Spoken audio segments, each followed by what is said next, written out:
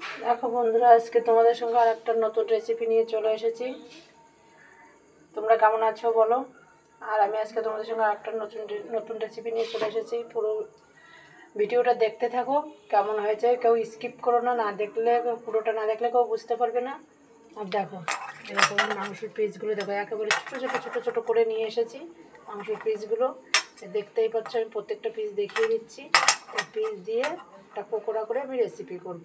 এটা তো যে কোনো বিয়ে বাড়ি অনুষ্ঠান বাড়িতে এই পকোড়াগুলো করে, তোমরা তো সবসময় জন্য খাও। আমি এটা আজকে কী করে রেসিপিটা করি সেটা তোমরা দেখতে থাকো। এই যে আমি সব কেটে গুছিয়ে রেডি করে নিয়েছি। এলো কাঁচা পেঁয়াজ কুচিয়ে নিয়েছি, আর এখানে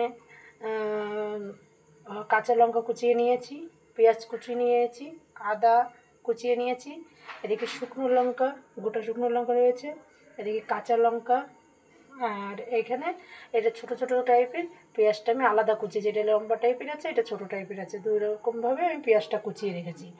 আর সাথে আছে শুকনো লঙ্কা। এই যে শুকনো লঙ্কাটা আমি জলে ভিজিয়ে রেখেছি, কারণ শুকনো লঙ্কাটা পেস্ট করতে গেলে আগে সবসময় জলে ভিজিয়ে রাখতে হয়। তুই তো দেখতেই পাচ্ছ সবাই, বন্ধুরা ভুল হলে ক্ষমা করে দিও।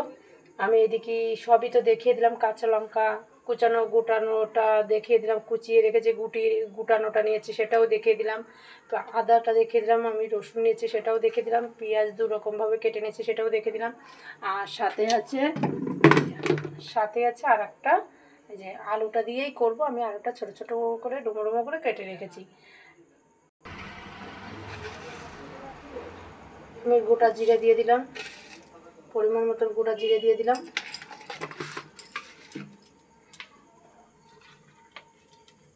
শুকনো লঙ্কা ভিজিয়ে রাখা সেটা দিয়ে দিলাম।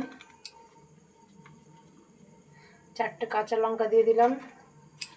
আমি সব মশলা আমি একসাথে দিয়েই করে নেব, কারণ অল্প অল্প মশলা তো বারবার করে দিয়ে করা যাবে না, তাই আমি একবারেই দিয়ে দিচ্ছি। আর আদাটা দিয়ে দিলাম, দেখতে পাচ্ছ বন্ধুরা আমি আদাও দিয়ে দিয়েছি।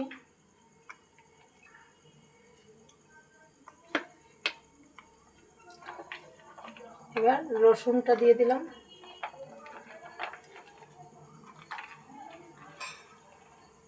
আমি পেঁয়াজটা দেবো, কিন্তু পেঁয়াজটা এই মুহূর্তে দেবো না, পেঁয়াজটা একটু পরে দেবো, কারণ পেঁয়াজটা দেওয়ার সঙ্গে সঙ্গে তো হয়ে যায়। একটুখানি না, মানে পেস্ট যখন হয়ে আসবে তার আগে আগে একটু দিয়ে ঘুরিয়ে নেবো, একটা গুলি দিলেই হয়ে যাবে, তাই এখন আমি পেঁয়াজটা দিচ্ছি না। আমি এবার এই চিকেনটা ভালো করে ম্যারিনেট করে নেবো। কর্নফ্লাওয়ার দিয়ে দিলাম, পরিমাণ মতন কর্নফ্লাওয়ার দিয়ে দিলাম।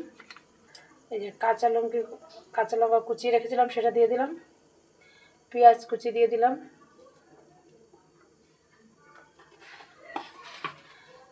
আর যে মশলা করেছি ওই সামান্য একটু মশলা দিয়ে দেব।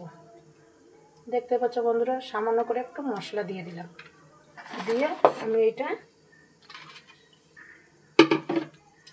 ভালো করে মিক্স করে নেব। আমি একটু হলুদ দিতে হবে, সামান্য করে একটু হলুদ দেবো। এই যে সামান্য একটু হলুদ দিলাম।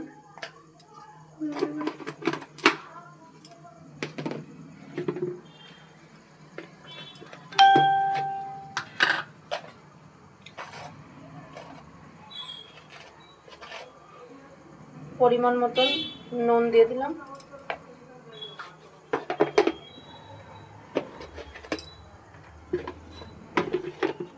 এবার এটা আমি ভালো করে মিক্স করে নেব। অল্প করে একটু জল দিয়ে দেবো, মশলার জল ছিল সেটাই দিয়ে দিলাম।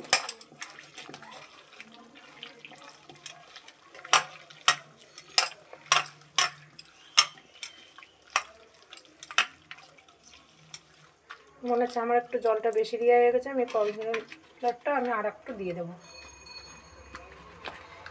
পুরোটাই লেগে গেল, আমি 100 গ্রামই আলাদা রেখেছিলাম, পুরোটাই লেগে যাবে, নাহলে একটু পাতলা মতন হয়ে যাবে, তো তখন আবার পকোড়াটা ভালো হবে না। দেখো এবার কেমন টাইট হয়ে এসেছে, কিন্তু এইটা আবার মনে হচ্ছে বেশি টাইট হলো, একটু না না আস্তে আস্তে ঠিক হয়ে যাবে। এটা একদম পারফেক্ট হয়েছে, দেখতেই পাচ্ছ বন্ধুরা। তাহলে আমি আর একটু সামান্য জল দিয়ে দেবো। এর একটা মাপ আছে, এই মাপটা আমি প্রথম বুঝে উঠতে পারি না বলে আমার হালকা একটু পাতলা গেলে, এখন আবার দিলাম একটু টাইট হয়ে গেল, তার জন্য সামান্য আবার একটু জল দিয়ে ঠিক করে নিলাম। এবার ঠিক হয়েছে।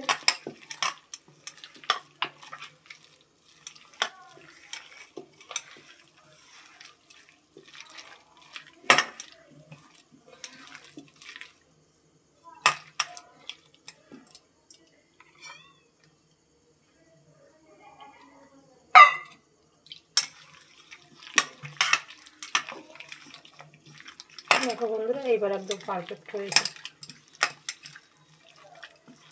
প্রথমে আমি জলের ইয়েটা বুঝতে পারলাম না, ওই জন্য এরকম হয়েছিল। এইবার একদম পারফেক্ট হয়ে গেছে। ওইদিকে আমি কড়াইটা বসিয়ে দিয়েছি, কড়াইতে আমি এবার কড়াইটা গরম হয়ে গেছে, কড়াইতে তেল দিয়ে দেবো। কড়াই গরম হয়ে গেছে, কড়াইতে তেল দিয়ে দেবো।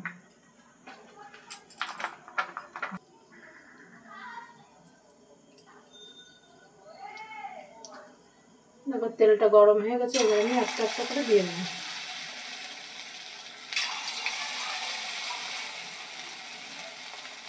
এগুলো ভাজতে একটু টাইম লাগে, গ্যাসটা একটু লোতে দিয়ে দেবো, নালে সবগুলো পুড়ে উঠবে। দেখো বন্ধুরা, পকোড়াগুলো আমার ভাজা গেছে, আমি নামিয়ে দিলাম।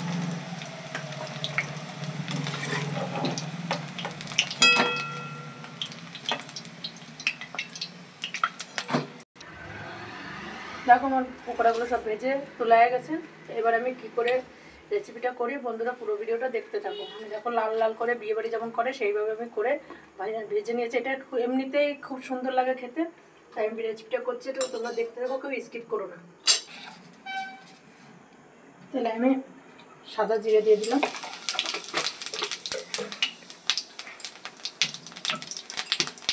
একটু আস্তে দিয়ে দিই।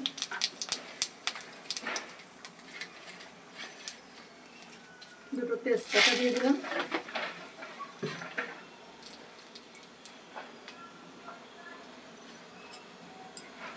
পেঁয়াজ কুচি দিয়ে দিলাম,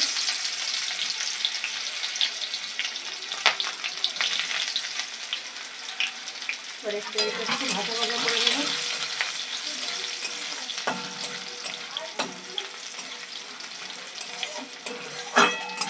পেঁয়াজটা একটু হালকা লাল ভাজ করবো, ভাজা ভাজা করে।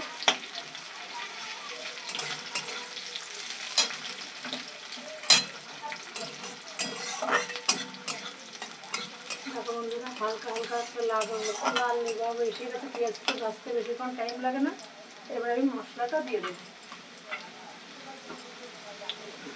আমি যে একসাথে সব পেস্ট করে নিয়েছিলাম, এবার আমি মশলাটা দিয়ে দিলাম।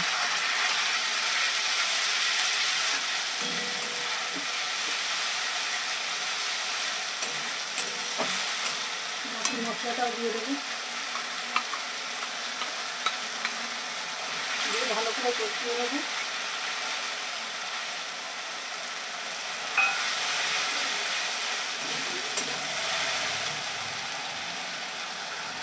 মশলাটা আমি কষিয়েছি, হালকা একটু জল দিয়েছি বন্ধুরা, সেটা তোমাদের দেখাতে পারিনি। হালকা একটু আমি জল দিয়ে দিয়েছি। ভালো করে মশলাটা পুরো আমার ভালো করে কষিয়ে নিতে হবে। এবার আমি নুনগুলো দিয়ে দেবো, পরিমাণ মতন আমি নুন দিয়ে দিলাম,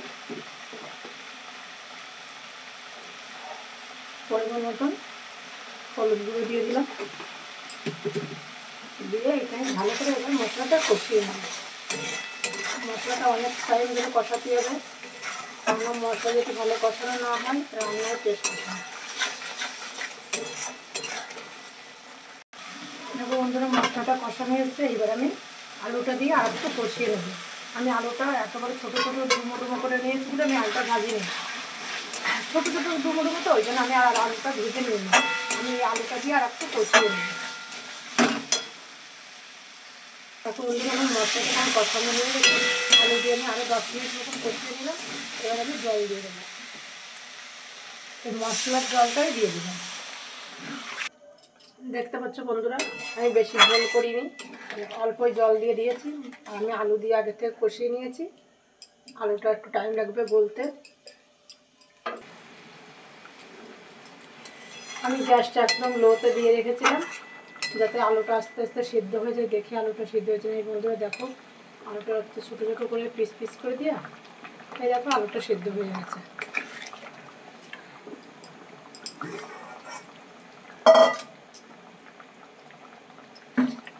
এবার আমরা এই পকোড়াগুলো দিয়ে দেবো। পকোড়াগুলো দিয়ে একটু ফুটিয়ে নেব, বেশিক্ষণ ফোটাবো না, 5 মিনিট মতন আমি ফুটিয়ে নেব। দেখো আমার এই পকোড়াটা রান্না হয়ে গেছে, খুব ভালো রান্নার পুরো এসে গেছে। দেখো একদম মাখো মাখো করে দেখতেই পাচ্ছ বন্ধুরা। এবার আমি নামিয়ে দেবো। দেখো বন্ধুরা এই যে গরম মশলা দিয়ে দিলাম, দিয়ে একটু নেড়ে চেড়ে এবার আমি নামিয়ে দেবো। আমি 2টো কাঁচা লঙ্কা দিয়ে দিলাম, আমি গোটা কাঁচা লঙ্কাই দিয়ে এসেছি। এবার আমি নামিয়ে দেবো।